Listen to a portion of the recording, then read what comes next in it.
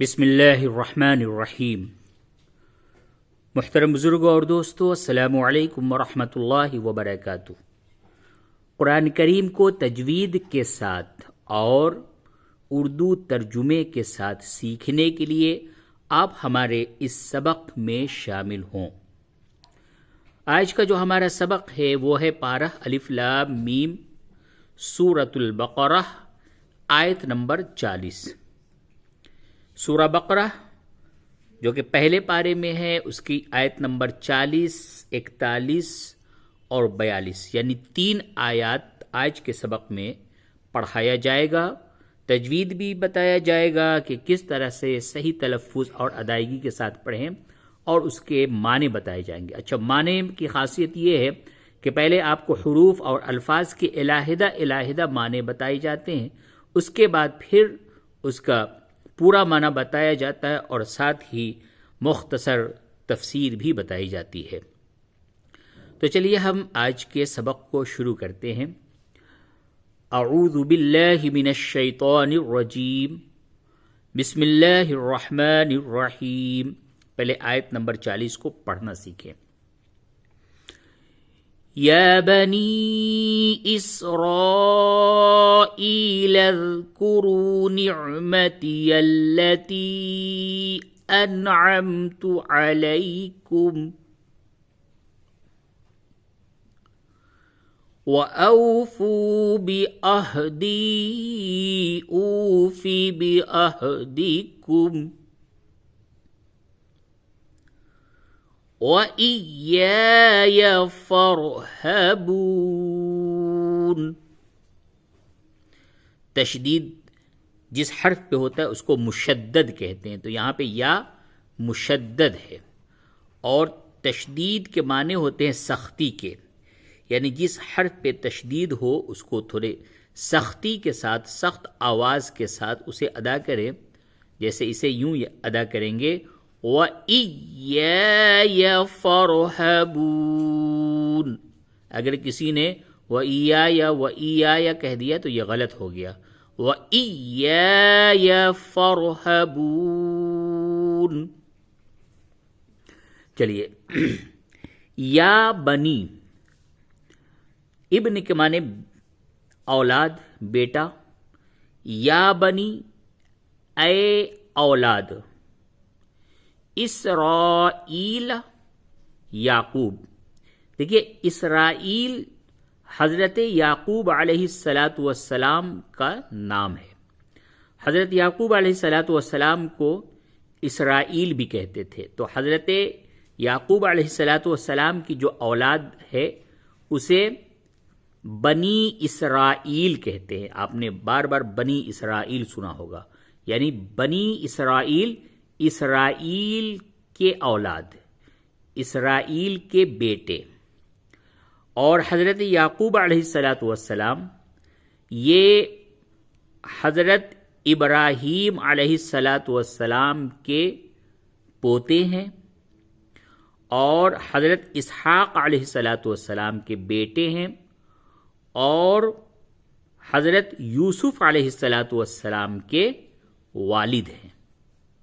پھر سے سماعت فرمائے، حضرت یعقوب علیہ السلام جن کا دوسرا نام اسرائیل بھی ہے، اور ان کی اولادوں کو اللہ نے قرآن شریف کے اندر بنی اسرائیل کہہ کے پکارا ہے۔ تو حضرت یعقوب علیہ السلام حضرت ابراہیم علیہ السلام کے بیٹے حضرت اسحاق علیہ السلام کے بیٹے ہیں۔ حضرت ابراہیم علیہ السلام کے 2 بیٹے تھے، ایک حضرت اسماعیل علیہ السلام اور ایک حضرت اسحاق علیہ السلام۔ تو حضرت اسحاق علیہ السلام کے بیٹے حضرت یعقوب علیہ السلام۔ اس طرح سے حضرت ابراہیم حضرت یعقوب کے دادا ہوئے، حضرت یعقوب حضرت ابراہیم کے پوتے ہیں، اور حضرت یوسف علیہ السلام جو کہ بہت ہی مشہور و معروف نبی ہیں، وہ حضرت یعقوب علیہ السلام کے ہی بیٹے ہیں۔ تو چلیے، یہاں پہ بنی اسرائیل کو اللہ تبارک و تعالی نے مخاطب فرمایا۔ یا بنی اے اولاد اسرائیل یعقوب، اذکرو، اذکرو یہ الف جو ہے یہ خالی ہے تو لام سے ملا کے پڑھا گیا ہے اسرائیل اذکروا، لیکن جب الگ الگ بولیں گے تو یہ لفظ جو عربی کا ہے یہ اذکروا کہلائے گا. اذکروا کے معنی تم یاد کرو. کیا؟ نعمتی، میری نعمت. نعمت کے معنی نعمت، اور نعمتی میری نعمت. التی جو، انعمت میں نے بخشی، علیکم تمہیں. واو کے معنی اور، اوفو پورا کرو، اوفو اور پورا کرو، بعہدی میرا وعدہ. عہد کہتے وعدے کو، عہد و پیمان ہم لوگ اردو میں بولتے ہیں، عہد و پیمان. عہد اور یا جو ہے یہ متکلم کیا ہے، بعہدی میرا وعدہ، اوفی میں پورا کروں گا، بعہدکم تمہارا وعدہ،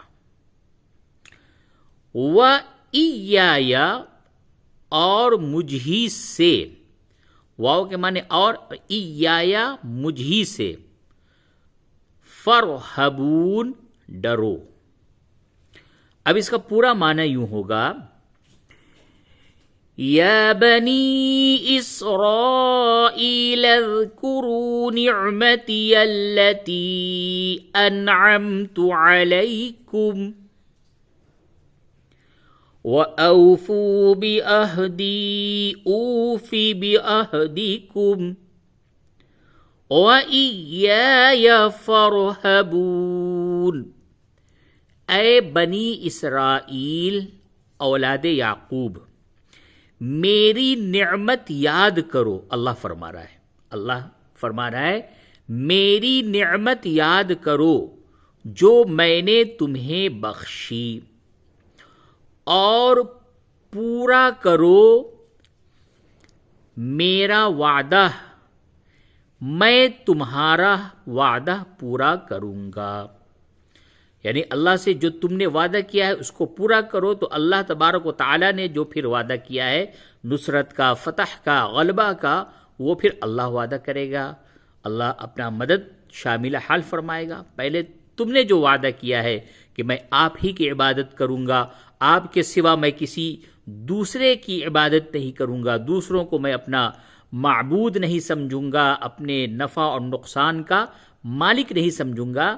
یہ جو تم نے وعدہ کیا ہے اور آپ کے احکامات کی میں پابندی کروں گا، آپ کی نافرمانی نہیں کروں گا، تو یہ وعدہ تم نے جو کیا ہے اس کو پورا کرو. تو پھر کیا ہوگا؟ میں تمہارا وعدہ پورا کروں گا، یعنی میں تمہاری بھرپور مدد کروں گا، تمہیں رسوا نہیں کروں گا، تمہیں ذلیل نہیں کروں گا، تمہیں میں ہر طرح سے محفوظ رکھوں گا، اور مجھ ہی سے ڈرو. وَإِيَّايَ فَارْهَبُونِ اور مجھ ہی سے ڈرو. اب آگے آیت نمبر 41 سماعت فرمائیں. وَآمِنُوا بِمَا أَنزَلْتُ مُصَدِّقًا لِمَا مَعَكُمْ وَلَا تَكُونُوا أَوَّلَ كَافِرٍ بِهِ وَلَا تَشْتَرُوا بِآيَاتِي ثَمَنًا قَلِيلًا وَإِيَّايَ فَاتَّقُونِ.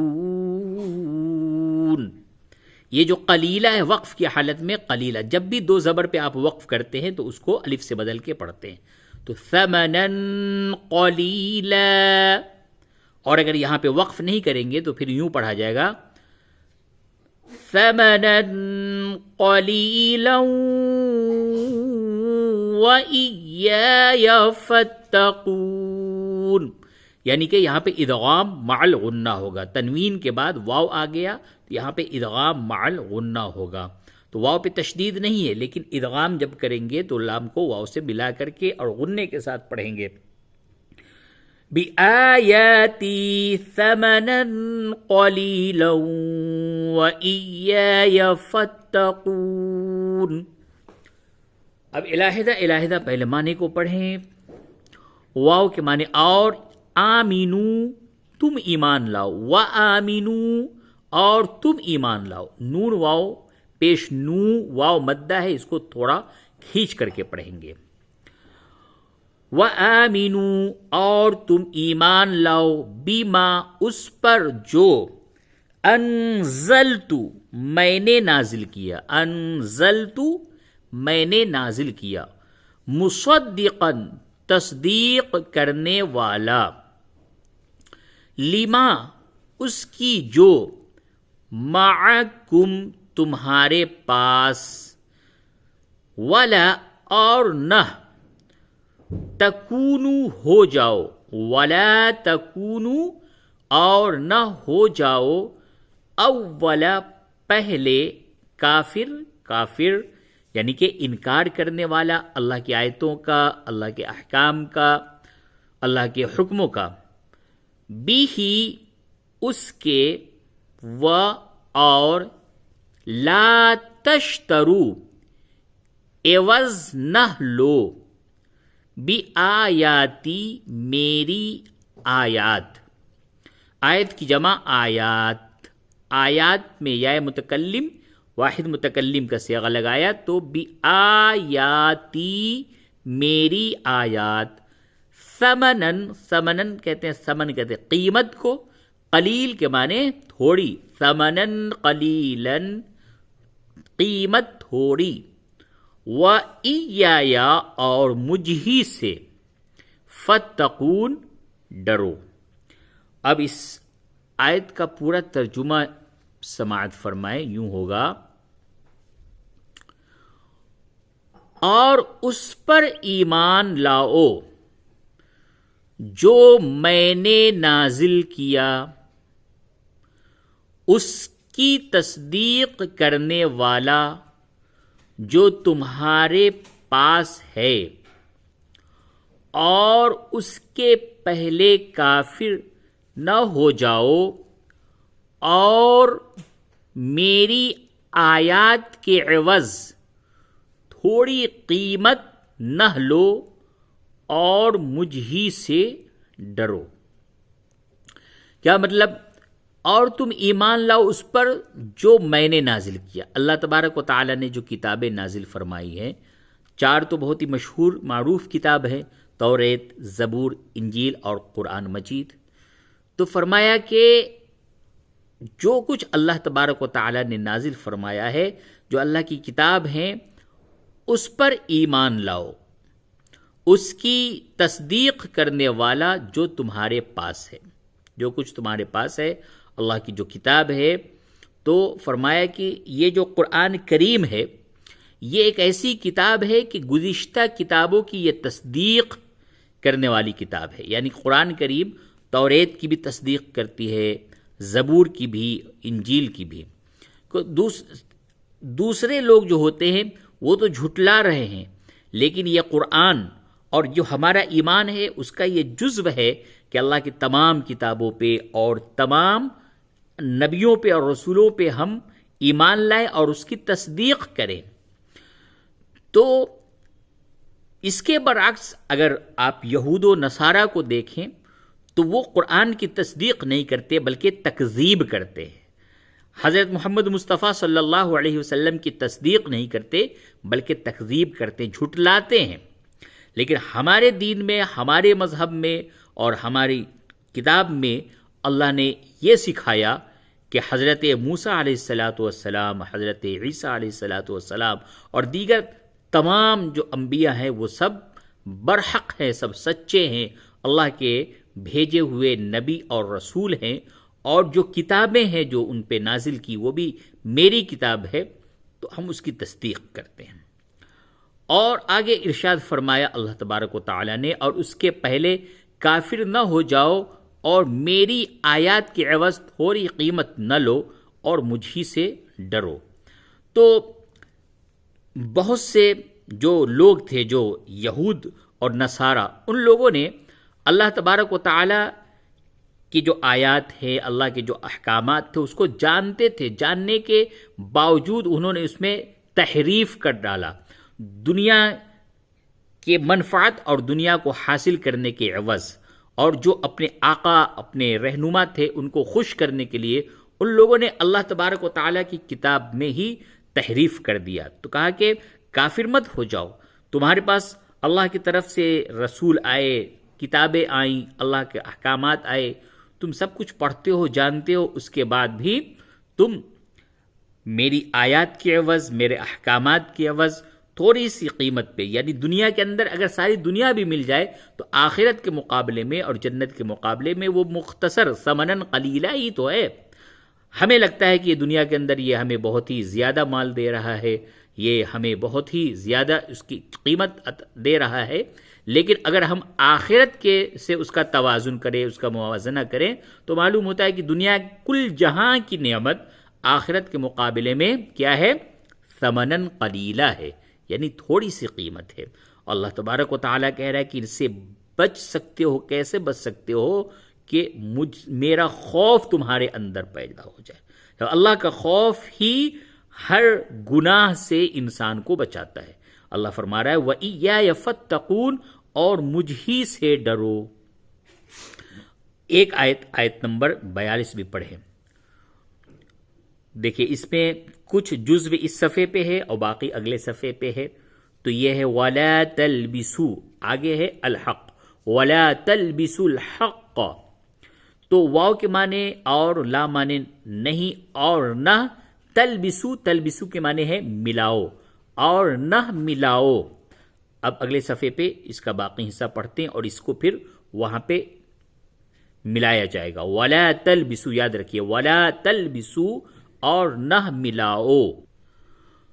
وَلَا تَلْبِسُوا الْحَقَّ بِالْبَاطِلِ وَتَكْتُمُوا الْحَقَّ وَأَنْتُمْ تَعْلَمُونَ.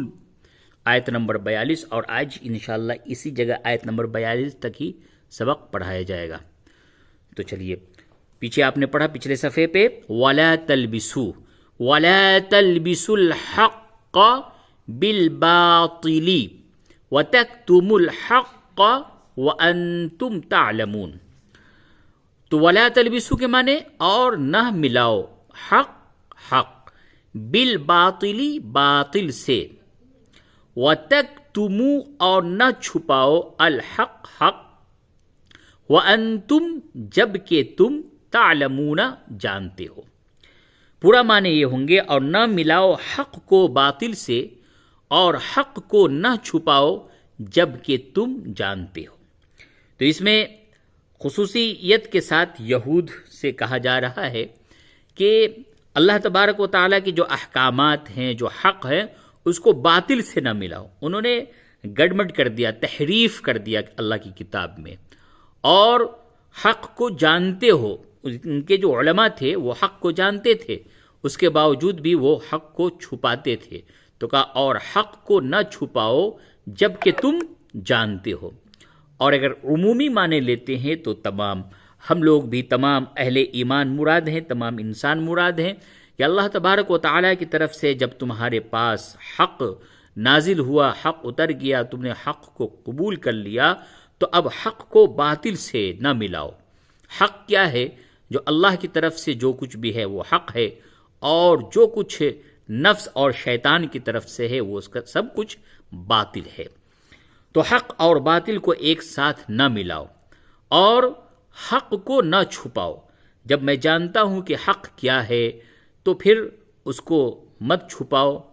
اور جب کہ تم جانتے ہو، جو علماء یہود تھے وہ بھی جانتے تھے، اور آج بھی اگر کوئی شخص اللہ کے احکامات کو، اللہ کے حکموں کو، قرآن کی آیات کو جانتا ہے تو اس کو چھپائے نہیں بلکہ اس کو پہنچائے، لوگوں کو بتائے اور حق کو عام کرے، حق بات کو نہ چھپائے. تو آج کے سبق میں اتنا ہی. انشاءاللہ اب نماز کے بارے میں ذکر ہوگا آنے والے سبق میں، نماز اور جماعت کے بارے میں اور بھی مزید باتیں. تو پھر انشاءاللہ آنے والے سبق میں ملاقات ہوتی ہے. جب تک کہ اس سبق کو آپ یاد کریں، تجوید کی طرف بھی دھیان دیں، صحیح طریقے سے صحیح حروف کی ادائیگی کے ساتھ اس کو پڑھیں، اور اندر سے یہ نیت کریں کہ اللہ تبارک و تعالی نے جو حکم، جو احکامات قرآن کے ذریعے سے نازل فرمائے ہیں اس پہ اللہ ہی کی توفیق سے ہم سب کو عمل کی توفیق نصیب ہو جائے۔